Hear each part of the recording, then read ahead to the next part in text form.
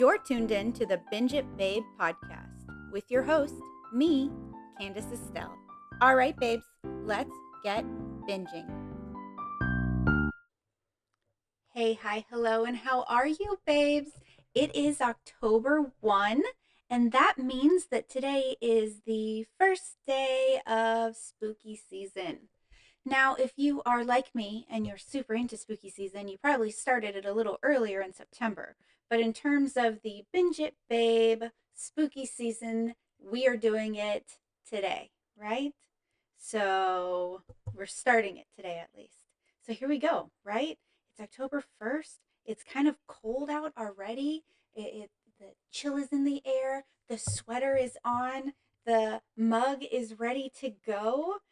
I don't know if you saw the promo video for this, so just remember that for this series, I'm not cosplaying and I'm not making a meal because it's way too many episodes back to back. I don't have that kind of money, to be making all of that food or eating all of that food because it's too much. It's too much. Okay. So we are going to do it a little different. We're still going to be chatting about movies and TV shows and books or whatever. No books in the series. If you follow me on my blog, you will have gotten the calendar during the autumnal equinox, so September 22nd, telling you everything I plan on watching and doing this month when it comes to the media content that you guys will be served. So you should know that it's October 1, and that means we're going to watch Practical Magic, which I love. I love it so much. Practical Magic is one of my absolute favorite movies for this season. I actually am doing this series while I also rate everything, and Practical Magic is number one. So, number one for the first. Okay, here we go. So, Practical Magic is from 1998, and it stars Sandra Bullock and Nicole Kidman, who are both flawless, amazing, wonderfully beautiful women. And they are sisters. They're the Owens sisters, and they live, I'm assuming, in Massachusetts. Okay, I can't say this word. I have never been able to say this word. I don't know if I ever can. So I'm going to say it the way I say it, and you know that I sound real silly, okay? I'm aware. Massachusetts. Massachusetts. Massachusetts. Massachusetts. I can't say it normal. I know that I'm not supposed to be saying shits so much. Yet here we are. Massachusetts. Massachusetts. Nope. Okay. I can't get it right. Is what it is. Is what it is. So we're in what I'm assuming is Massachusetts. I think they might say where they are in the movie. And honestly, I've seen it so much and I just watched it and I might have missed it just because I get a little too excited and I'm paying attention to Maria and the hanging and everything else. But the movie is basically just about a family curse and the power of love. And not romantic love, which sure, that's nice. But the power of sisterly love and sisterly bonds, which I love more than anything because I happen to have a sister. So I enjoy the message. Practical Magic, like I said, it has Sandra Bullock, it has Nicole Kidman, who are both flawless beauties and also, as far as I'm aware, really cool ladies, which is great because you can't be beautiful if you're not a good person. And they're both beautiful. So they are very cool. And Sally is played by Sandra Bullock. Sally is the pragmatic older sister. She's more no nonsense. She never wants to fall in love because she doesn't want to deal with her family curse. Oh, the family curse. What is that? The family curse was done by their great ancestor, Maria Owens, who was the first witch in their lineage. And she basically is hung for being a witch, but also because she's, sexy and all the men want her, including other people's, like husbands, which is honestly not a chill way to behave. Witch or not, you shouldn't be taking people's husbands because it's not a great way to live your life. I'm not about that cheating life, especially if you know someone has a husband. Like, you're an accessory to that crime, madam. So she's being hung, and she uses her magic and gets out of it, and she runs away and she goes to an island, and that's where they still live. That's where the house is built. And she waits for her lover to come, and he never does. But she's pregnant with his child. So, in her despair and anger, she puts a spell to never feel this way again. But because she's so bitter when it happens, it becomes a curse instead of just a spell. And it's a curse that goes through all the Owens women line, which is really upsetting. And we start the movie with Sally and Jilly as little kids, and their parents have just died. And you're thinking, parents? Yep, both of them. Because the dad dies from the curse and the mom dies of a broken heart. Read that how you will, but she didn't die of any natural causes, is what I'll say. Okay? So she dies of a broken heart, and the girls have to go live with their mother's aunt or sisters. I think it's her sisters, but it's hard to say. And those sisters are incredibly close. It's Aunt Jet and Aunt Frances, played by Stalker Channing and Diane Wiest. And they raise the girls to be witchy, eclectic, free spirits. And Jilly is exactly that, and Sally is not. However, Sally is the more natural witch, whereas Jilly doesn't use her powers as like easily. You know, she doesn't come about them as easily as Sally does, is what I'm trying to say. Now, like I said, Sally, a little bit older, incredibly pragmatic, very logical, and Sally makes this little like spell when she's a child, who's played by Camila Cabello, little Sally. I think that's adorable. And she makes a spell for the perfect man, and that's who she'll fall in love with. And then Jilly's like, I thought you didn't want to fall in love. And she goes, I don't. That's the point. This man doesn't exist.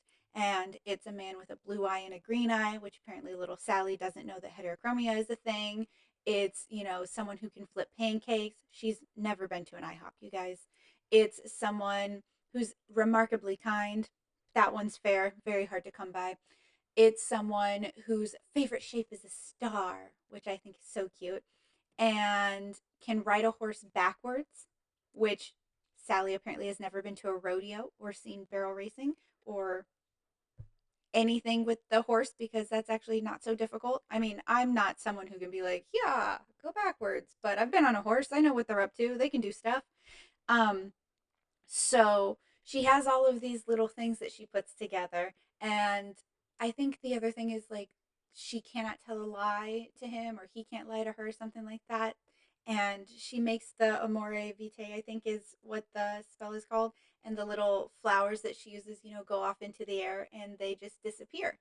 And then we get to see Jilly's side. And Jilly is a wild child through and through. I don't know why it makes me laugh so hard when directors and people like make wild children have red hair. Like they add to it. They're like, she's obviously fiery. She's got the red hair. Don't you see? I think that that's like I don't know. I think it's a conscious decision, but it has to come from somewhere, right? Some bias. It's like redheaded people are wild, which is not necessarily the case. Unless you're Isla Fisher in that movie where she's bananas. What is that? Wedding Crashers. Aside from that, I feel like no pension, there in terms of your red hair. So, Jilly, total wild child, she's constantly trying to fall in love, but she never actually loves anyone, which means that the man never dies, right? Like, none of the men she's going out with are dying because she never actually truly loves them. She's just finding companionship, and she's in her early 20s, and she's tramping around, and there's nothing wrong with that. But she ends up being with this guy named Jimmy Angelov, who sucks. He's really controlling and manipulative, and in a way that, like, I think a lot of young women would be like, oh, so romantic. He doesn't even want me to go to the bathroom without him because he'll miss me. But really, it's just weird and creepy. Okay? Like, give me my space, bro. I need time. Okay? And, like, honestly, and this is just me, but if someone was behaving that way towards me, I'd be like, okay, I'm going to take a shit then. And then I would try really hard because I can't shit on command, but I feel like in that moment I could try. So that's what Jilly's up to. She's partying. She hasn't come home since she left as a teenager, and she's just out being wild, but she sends Sally letters, and they still have this incredibly close bond. Sally, on the other hand, stays with the aunts. And then the aunts are kind of like, this girl needs to get a life. Let's push them there. And so they do a little spell to basically convince Sally to fall in love. And she does. She falls in love with someone and she marries them. And we get a nice little 90s rom com montage of her marrying him and kissing him while she's telling Jilly all of this in a letter. And she has two kids now, two daughters, one brunette, one redhead. Just saying, that's the trope. And they are super in love, and then all of a sudden she hears the call of the death beetle, which is what you hear in the curse when things are going awry. And she's freaking out and she's trying to stop it, trying to find it, pulling up her floorboards, and she doesn't catch it in time. And her husband dies. I don't know if she caught it in time, if it would stop the curse. I don't know if that's possible, but he dies. And she has to move back in with the aunts with her daughters. And then all of a sudden she feels horrible. And she's like, Jilly, something's wrong. And she's already written Jilly at this point, and she's just like, I'm so sad, I'm so lonely. I I don't, I don't know how to move on or live or do anything anymore. And I wish you were here. And they kind of have this like little they have a meetup. Okay, they're together. And this part of the movie confuses the absolute bananas out of me because there's a part where they are hanging out, they're together, and then later in the movie, Jilly comes and meets the girls for the first time, and it's the aunts seeing her for the first time. And I'm like, what did they like meet up in the ether? Was this just symbolic and she wasn't really there? They were just having a conversation through letters? Like, I'm not positive and it's not clear to me, but she's having that conversation with her in some plane of existence or mailing system. And then, like I said, Sally's like, oh, something's wrong with Jilly. And then immediately Jillian calls and she's like, Jilly, what's wrong? And Jimmy, being that creepy, controlling dip shit, I've said shit so much already, dipshit, is just like, he beat her up and she's not going to tolerate that. And so she calls Sally because she's scared and she doesn't know what to do. And Sally gives her daughters to the aunts and she's like, none of the nonsense, okay? No cake for breakfast, no dancing naked under the full moon, and don't even take them to a full moon festival. And the aunts, who I adore, are just like, we're chair people of the full moon. We have to be at the festival, but like, you know, we'll do our best. And I just think that's really funny because they absolutely do not try at all to keep the little girls out of it. The little girls are also going to be witches or already are witches, but Sally hasn't honed their skills at all and hasn't used her own since she got married because all she wanted was to be normal so that she could be accepted, which is kind of silly because you shouldn't have to deny a piece of yourself in order to be accepted by people. And if you do have to deny a piece of yourself to be accepted by people, then you're not actually accepted. Okay? Learn the lessons. Be who you are. Learn and grow from who you are so that you continue to be a good person and you can change. But if your fundamentals are something that people have a problem with, then those are not your people. And there's like 7 billion of them. So I'm pretty sure you'll find someone somewhere someday. And if you don't, you should get a cat because they love you no matter what. Or they're indifferent to you no matter what. Really depends on the cat. I'm pretty lucky. Both of mine are super into me. So that's great. Anyway, so she drives to Jilly. And while she's driving to Jilly, or not while she's driving, but while she's grabbing Jilly, Jilly looks up and there's like a red ring around the moon. And she's like, blood on the moon. I need my tiger's eye. And I just need to point out two things here with that. Okay. For one, blood on the moon is not an omen of any kind in witchcraft. Okay. I couldn't find anything on it. I don't think it's a real thing. It's something that Alice Hoffman or the movie people wrote in for the movie. And if you're like, Alice Hoffman, who the hell? She's who wrote the Practical Magic book. I think it might even be a series. And so I'm not sure if she put it in the book and it made it to the movie or if the movie people did it. Regardless, it's not accurate lore. So ignore that. That's not a thing. Also, Tiger's Eye, weird choice for a protection stone. You're not going to grab obsidian? You're not going to grab black tourmaline. Those make more sense for protection. So that's just a little note from me that that's one of the only parts where I'm just like, that's silly because that doesn't make any sense, you know? So she is freaking out and she's like, I have to grab my talisman. I think it's in the car. And Sally's like, just get in the car, my car. We need to leave. Like, let's let this go. Okay. Don't worry about it. We got to get moving before Jimmy comes back. And she's like, it'll be really quick. Well, Jimmy, who's a drunk, is sitting in the back of the car, passed out. And when she comes in making all that noise, he hears her and grabs her and puts her and Sally, I'm pretty sure, at gunpoint. It's not great. And now Sally is having to drive them somewhere, and Jilly's in the back seat, and she's kind of giving her like little messages where she's like, use the belladonna, it's in my bag. And if you don't know what belladonna is, it's technically like a toxic plant, right? It's a poisonous plant. And in small quantities, you can use it for like sleeping. So basically, she's using this poisonous herb to put her boyfriend to sleep whenever she needs time away from him, to like take a shit or something. Word of the episode is shit today because we're in Massachusetts. And then, you know what? Whenever I do Shit's Creek, it'll be the same thing. Well, maybe not as much, but it is today. Word of the day, shit. Okay, so then he starts getting all weird and he's talking about Louis L'Amour. It's just one of those weird rants that is like very perfectly encapsulating what it's like to be around an abusive, drunken person who just is so all about them that they don't understand that no one else is enjoying the conversation, is comfortable, wants to listen to them. And he's going off. And then he decides that he wants to brand Jillian, and that's when Sally like loses it on him and like hits him really hard while she's driving, and he's like, all right, cut it out.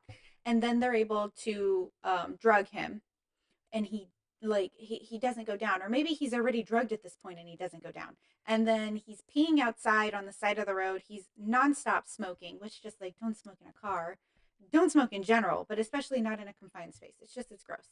And he's outside and he's smoking and he's like singing. And then he just freaking flops. He's down. And they're like, oh no, we gave him too much. And Sally's like, it was self-defense. We can tell them it was self-defense. That's all we have to do. It's no big deal. I'm going to lose my children. Oh my gosh. And she's like panicking. And Jilly's like, hey, we can't tell the police because I've been doing this to him for weeks or months or whatever. And that's not going to look like self-defense. How am I going to explain that? Like, I drug my boyfriend whenever I need a minute to myself. And I was like, lady, that's exactly what you were doing. If you're doing something where when you explain it to the cops with the reasoning that that that's not a good thing, that's illegal, maybe you consider your actions, okay? And am I saying no, you shouldn't have been drugging him? No, drug him, but just do it the one time. Do it the one time, grab your shit, and leave. And that is definitely easier said than done. It's very hard to leave an abuser. There's no judgment there on my part, only understanding. So trust me, I know that that's actually not very easy.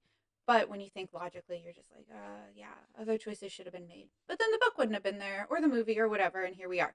So they accidentally kill him, which no love lost there. I think they should have left him on the side of the road and then just moved on because he was super drunk and a bad guy, and I don't think anyone would have questioned it. But whatever. So they grab his body and they drive home.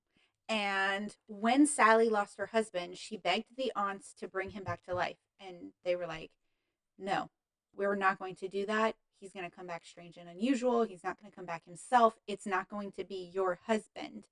So, no. And she cries, but then she's like, oh, okay, accepts it, right? Because once you're gone, you should stay gone. And Jilly's like, let's bring him back to life because the aunts, they have the spell. They just wouldn't do it. Not that they couldn't do it. And she's like, no, they said he'd come back strange and unusual. And Jilly's like, he's already strange and unusual. No love lost there. Let's do it anyway. And then Sally's like, yeah, all right.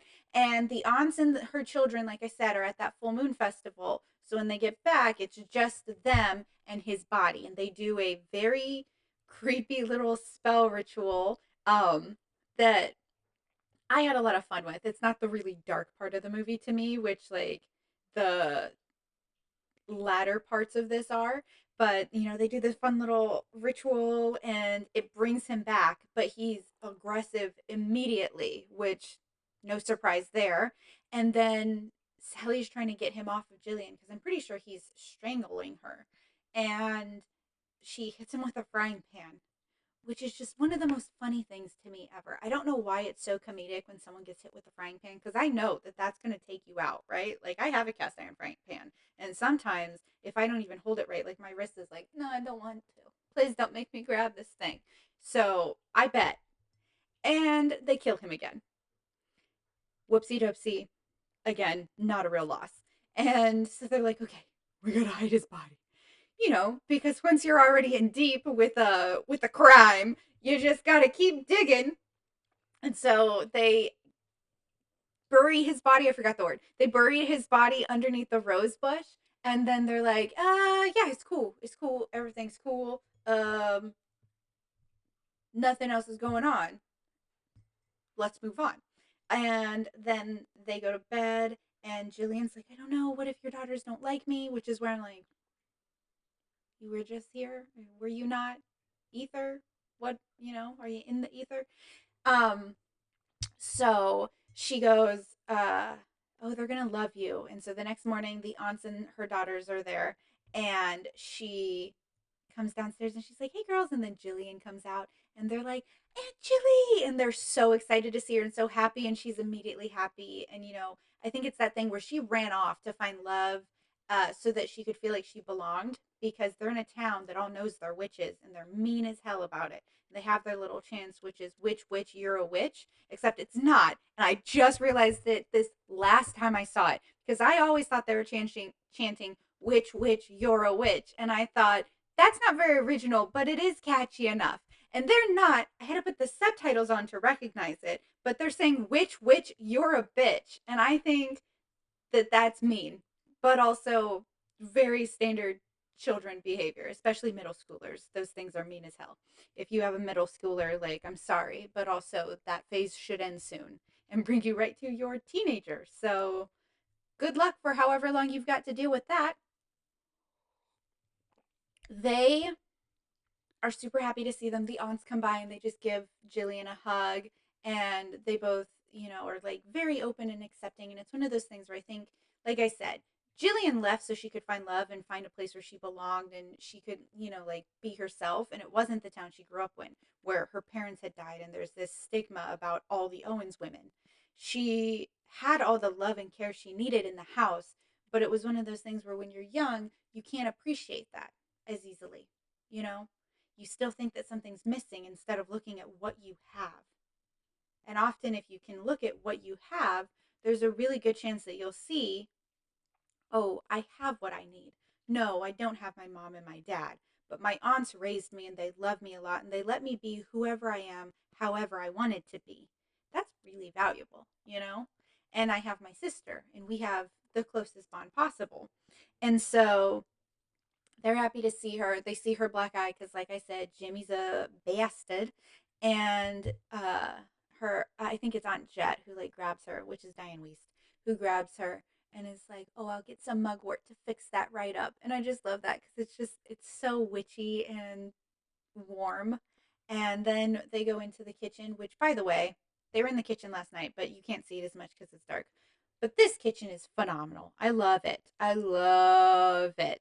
Okay, it's got like the tiled walls and an archway, and it's warm and inviting, and it's got copper pots and pans, which I looked up after I watched this movie every year. I can't afford them, but my God, would I love them. I even looked up like the different types of lining for copper pots, be it just copper on copper, or copper with, I think it was iron, or copper with stainless steel, and then copper with something, it's not iron, it's something else, and it's thinner, it's better for cooking, but it doesn't last as long. Tin. And you have to get stuff retinned, but because we're in a culture where we just constantly throw it away, retinning is going to be harder and harder to find someone who retins things. Like I said, I did the research. I want the copper pots and pans. They're really cute. also very witchy. And I just think, and I'm a cook. I do the cooking, I do the baking. I need the stuff. Okay. I have some Le Creuset stuff right now, but I don't know, the copper with like the hammered look. Also, I love it. I love it. Moving on. That's just me and my once not needs. I don't necessarily need them right now, but it would be nice to have something like that. I'll have it one day. Moving on. The kitchen's phenomenal. The house in general is just like the outside. It doesn't exist in real life. It's all set design and stuff like that put together, but the house is lovely. It's overlooking this cliff. It's exactly what you think your East Coast dreams would be if you have East Coast dreams, like I do. Okay. I'm also obsessed with Gilmore Girls, so they go hand in hand. It's great. They're in the kitchen. It's very warm. They're, talking and laughing. And then the night comes and the girls are in their room. And by the girls, I mean Sally and Jilly. They're like in their respective rooms and they hear the blender going and they're like, midnight margaritas. And they run downstairs and Sally and Jilly and the aunts are all drinking margaritas and they're laughing and singing. And we've got the lime and the coconut, you know, and it's so fun. And then it takes a really weird turn really quickly and it becomes uncomfortable. And if you're like, what do you mean? Well, here's the thing is Jimmy being that drunk, he was drinking tequila. You don't really pay attention to that the first time you're watching it. But basically his body is all enchanted and weird and basically demonish because he's a bad guy. And so he's trying to get back in the house, but he's, poltergeist. I don't know, the spirit. He's not good. He's batty, and he leaves his bottle of tequila on the porch. And so the women are drinking and having fun, and then all of a sudden they start making like these really pointed jabs at each other. And I remember the first time I watched this, and I thought, man, women can be really mean towards each other. And then we all just laugh and pretend it's okay. And now, as I'm older, I'm like, oh no, they were enchanted. But enchanted sounds nice. They were possessed, right?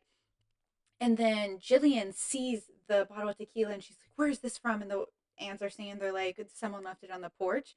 And Jillian crashes it into the sink and it like breaks because it's glass and goes down the drain. And then all of a sudden it's like the enchantment is gone for everyone in the room. And they're like, what is going on? We deserve a right to know.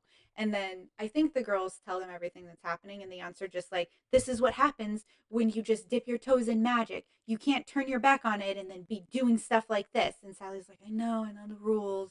And they're like, well, you need to fix this. And she's like, you gotta help us. And she's like, this is your doing, this is not our doing. And like, what were you thinking, kind of deal. And so in the middle of the night when Sally and Jilly are asleep, the aunts go and they take the rope from Maria being hung because you keep that stuff, it's so fun, those family heirlooms. And they give a piece to each of Sally's daughters and they're like, keep this around your neck, it's going to protect you for what's to come, but we have to go. And then Aunt Jed is like, don't you think this is like a really harsh lesson? And Aunt Frances is like, they got to learn it. We got to go. Because they decide to just leave. They're like, you're going to fix this on your own. And um and that's just like the first half of the movie. I don't even know how long I've been talking because I give way too much exposition. I tell you everything that's going on. Whatever. That's who I am. That's how I'm going to do this thing. So the next morning, we meet Officer Gary, who is looking for Jimmy because Jimmy is a murderer, real bad guy, killed his last girlfriend. And they're like, we're trying to find him. He's skipping out on, state lines. He's not American. So I think it's making it harder for them to find him because he doesn't have like a social and he's not staying at homes and he doesn't have like a family in the area. So they figure out, I guess, that Jillian is his girlfriend at that time. And so they track her down to be like, you know where he is? We've got a warrant for his arrest. And she's like, nope. And then he sees her shiner and she's like, guy only hits me once before I decide to leave. And then Sally is chatting with him. And Sally's like, he's not in this house. And she's acting really bizarre. And we figure out that Sally can't lie to him. And so she's she's like kind of panicking. She's like, I can't lie to this cop. And Jillian's like, you absolutely can lie to this cop. You have to lie to the cop. And Sally's like, I can't. And Jillian's like, I've got this. go. I'm going to use, basically, she's like, I'm going to use my womanly wiles. And he is so uninterested. He is not interested in Jillian whatsoever. And I find it so funny. So funny. Because she's used to being able to be like, hey, I'm Nicole Kidman. And then everyone's like, yeah, you're hot. But this guy is just like, I am uninterested because Sally has my heart already and I don't know how to explain it. He's not whatever that accent was. He is just a normal. He has a little bit of a drawl, like being Southern, but barely anything. Um, but the accents, they come and they go. They possess me however they choose. And then he's like, okay, well, if you guys find anything, let me know. And then they're like, we will later, skater. And then they start panicking. And then I think he comes back again at one point. He makes pancakes. He flips them in the air. Jillian's trying to make like a little spell, and she's going to put it in the syrup to make him leave, like to repel him. And then Sally's daughters had found the spell she had done when she was a child to, for her true love. And Jillian's like, oh, it's about your dad. And one of the girls is like, dad had brown eyes. This is blue and green. And she's like, I don't know then. I don't know. And they put it together, and he's like helping make pancakes.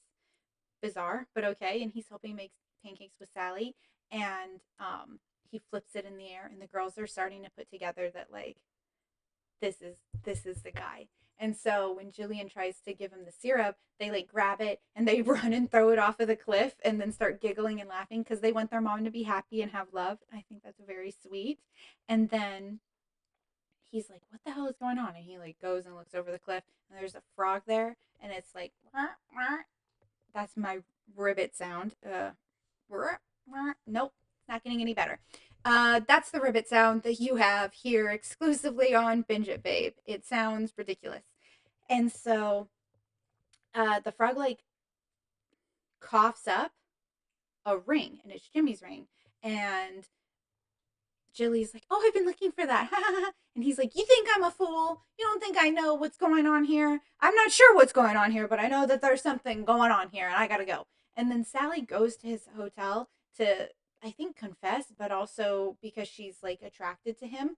And her daughters have already been like, that's for you, mom. That's like the guy for you. And she's like, no, leave me alone. I am sad. I am in mourning. I don't want to do this whole rodeo ever again. And so she goes to be like, hey, Jillian didn't do anything. Because technically, Jillian didn't kill him either time because Sally's who did the belladonna and Sally's who hit him with the frying pan. And so he's like, did Jillian kill Jimmy? And she goes, Jillian sure didn't. And he goes, but somebody did. And she's like, and then they like make out. It's really bizarre. And then she's like, I have to go. I have to leave. And she sees her letter that she wrote Jillian, talking about how sad and lonely she was and how everything had happened since her husband and everything. And it's really worn. And she's like, how many times have you read my letter?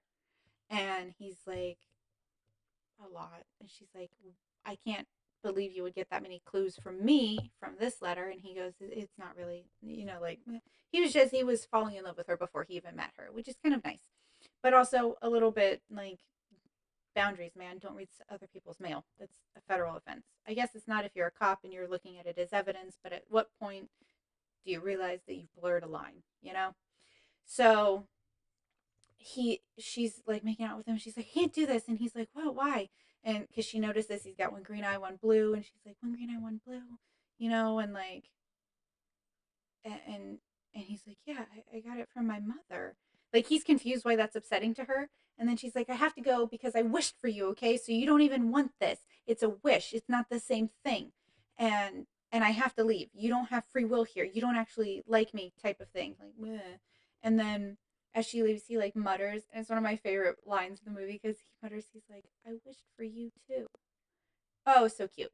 And then he shows back up at the house, like basically immediately after. And as soon as Sally goes in, her kids are really scared. And she's like, what's going on? And Jillian's upstairs. And so she goes to check on Jillian. And really creepy stuff happens. And basically, Jimmy's little spirit is like in Jillian, possessing her and being super creepy. And then Gary comes in and he sees this happening, and the spirit tries to like attack Gary, and it leaves Jillian's body, so you can see Jimmy in his little like ghosty ghost form. And then he like reaches into Gary's chest, and I was like, oh, he's gonna pull out his heart. And he doesn't, because it's not that type of movie, but it's close enough. And Gary's wearing his badge, you know, the star. And I think that's a sheriff thing, right? When it's a star. Um, and it burns the guy's hand. And so his like little, oh my gosh, ghost, premonition. I don't know. Premonition is not the right thing. Poltergeist, um, astral form. That sounds too light. His demon possession, naughty spirit. There's got to be a word for that, and I'm completely just forgetting it. There's a word for it. I'm positive. Anyway, so he is like, ah, and then he kind of dissipates, and he's like, was that Jimmy? Did I kill him? And she's like, look, you killed his spirit, I killed his body. That part also confuses me, because he possesses Jilly later that day again, and they have to do a lot of stuff to fight it. Okay, so that's weird, because he didn't kill his spirit, he just made it go away for a minute, right? He scared it off, he hurt it, he injured it, he didn't kill it. Precision of language, Sally. Anyway, so she's like, but I killed him, and you can take me to jail, whatever, but I have to save my sister right now, and like, give me some time. And he's like, what the hell is going on? I'm seeing specters. Specter. Oh, there's a new one. And there's frogs with rings and creepy syrup and wishes. He's very confused. It makes sense. And so he leaves. And then Sally goes to check on Jillian, who, like I said, possessed. So she's just like, wah, wah, and then she's like unconscious and sweating. And it's basically like when you have the flu, but really bad, because it's also that your ex boyfriend, who's totally abusive, is within your body and trying to kill you from the inside. Not great. Don't recommend, you know? And so they are like they're and Sally's panicking, and the girls are scared, but they're hiding in the room, and the ants come back, and they're like, oh no, we can feel, like, they're not even in the house yet, and they're like, we might have waited too long. And so the ants are like, we need to get a coven together. And like I said, Sally and Jillian not accepted in town, right? But they have the phone numbers of all the moms in town because of Sally's kids. And so they call all of them because they need to put together a coven, which is, women coming together to share our power, so that, whatever we're doing is amplified and it has more chance to work. And they call all the women, and it's including like the women that like bullied them as children. And really, you find out that they just felt left out, or like not special enough, because the Owens sisters are special. And so she's like, I always wanted to see your house, whatever that lady's name is, who cares.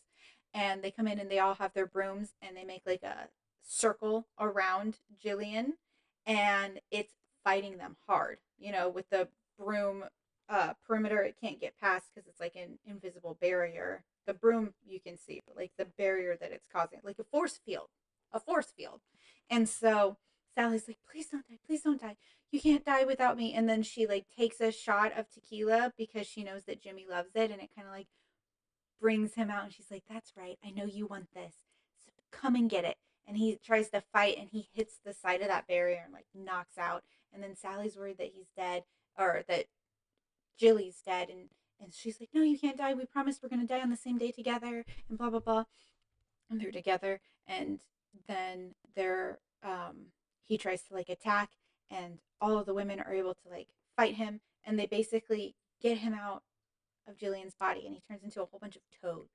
That's what it is. It's a toad, which for some reason has a negative connotation. It's like a frog, cute, Kermit. A toad, ugh, demonic.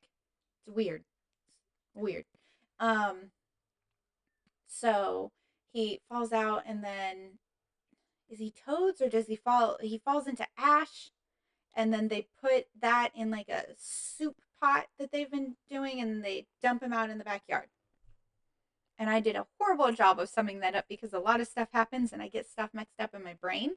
Um, but that's what goes down. And then they celebrate, and they're talking about how they all have intuition in some way, because women do. I don't know what men have, aside from tempers, but they talk about like their womanly intuition, and oh, I could feel my daughter from across town when this thing happened, or this. And I think that's really lovely.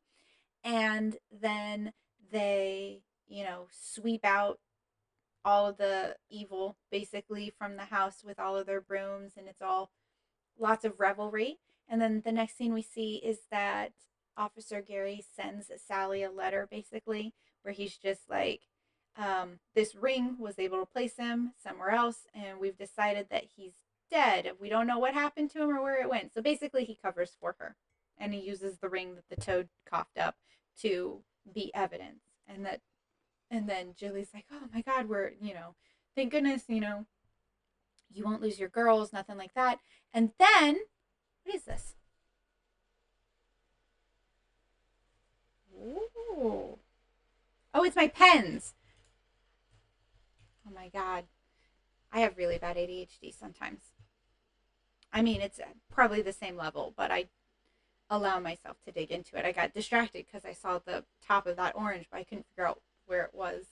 Okay, sorry. Then Gary shows up and they kiss and they're blah blah blah happily ever after. And then the next Halloween they all jump off of their roofs like holding umbrellas and stuff like that. And the whole town is there and they're like cheering them on. So it's basically that now that they're accepted now. And I think there's a couple of big overarching themes that we should focus on. For one, does this have a romantic angle to it in some way in the movie? Sure. Is that the main point? No. The main point is that two sisters who love each other very much will do anything for each other. And that's the power of sibling sisterly love. Okay? The other thing is that they felt like outsiders because they chose to be outsiders in some way. And then you choose to be an outsider for so long that no one accepts you. And when they let the women of the town into their houses and, or to their home and their hearts and asked for help, the women got to be a part of their life and then no longer were outsiders. And now they're accepted throughout town, not only them, but Sally's daughters and the aunts, who have all tried to assimilate for a long time and it never happened. So that's a big part of the story to me, is it's like, are you an outsider or have you chosen to be an outsider because you've chosen, at some point you were standoffish or too good or whatever. Now, I know that Aunt Jet is like constantly trying to be friendly with the people of the town, but she's in her latter years at that point. So it's also like, okay, but were you like that in the beginning? Was it always the stigma, or is it just that now that they understand and they've gotten to see what the magic can do and that it can save lives? Is that what helps them understand and not be scared anymore? I don't know. But basically, it's that you let people in, and now you're not an outsider, and they're not an outsider in your eyes anymore. And you guys are a community now. And now they support. I think that's really lovely. It's that feeling of like community. And because of that, it breaks the curse all the way down the line for Maria. Maria feels the release of the break of the curse as well. And it means that Gary's not going to die. And the curse is broken, not only because the sisters loved each other, but because Sally was willing to try to love again after she lost her husband. So she didn't allow the bitterness to swallow her up like everyone else had, or the sadness like her mother did, you know? And it's about community and being a part of the community by letting people in. And I think that that's lovely. It's lovely. I love it. It's a wonderful movie, and it's so good that next year we're getting a sequel. And I could not be more excited. I am so excited. I am so excited. I think they announced it last year. So by the time it comes, it'll be like 2 straight years that I've been waiting for it while it's like an actual tangible thing that I know is going to happen. So I'm super duper excited. Okay. I hope you guys are excited. If it comes out 27 years, right? Since the last one ish. Who's to say? I'm excited. 28 years. I don't know. Almost 3 decades is a long time to wait for a sequel. I know we're doing it quite a bit lately, but I'm so excited for a new one. I hope it does the same level of justice as like this movie, like I hope it matches the energy and the love and like the feelings the first one gives us. It's always hard when it's a sequel of a beloved movie to be able to stack up against it. Also, what would they be fighting? They broke the curse. What is there to do? What is the continuation? Is it the daughters now? Who, by the way, one of Sally's daughters is a little Evan Rachel Wood. Is that not adorable? Little Evan Rachel Wood, just so funny. I love seeing it because she's in a lot of things. And if you're like, who's Evan Rachel Wood? She's an actress and she's in a lot of stuff. It's not my job to tell you what it. Oh, it is. Okay, she's the vampire queen in True Blood, and she is like the main robot. I'm forgetting her robot name in Westworld, and she's in a movie, and I'm not remembering what it's called right now. I think it's Barefoot something, or maybe it's just called Barefoot, where she's maybe a mental patient or has a mental illness, but she's really fun and quirky, and It's like a rom com. She's in quite a bit, and she's very pretty, and I think it's very cute to see her so little, like redheaded and everything. I wonder if she's a natural redhead like Nicole Kidman, because they do that with the lineage where like one daughter has brunette hair and one has redhead hair, and I don't know why. And I'm always like, I wonder why, what's the purpose of that? Is that just to show that it's like this magical thing that will happen where you're definitely going to get one of each type of kid? Aunt Jen and Aunt Frances, like Aunt Frances Stocker Channing has like the brown hair, and Aunt Jed is Diane Weiss, she has blonde hair. But are we supposed to assume that the blonde is like, or it's whiter? Are we supposed to assume that that's because it was red in her youth and now it's turned, that blondie white look? I don't know. Who's to say? Um, like I said, favorite October movie, Practical Magic. It's number one of 31 in terms of the days that I'm doing. And I'm so excited to bring you day 2 tomorrow. So make sure that you've liked and subscribed, or you're following me. You get the little notifications.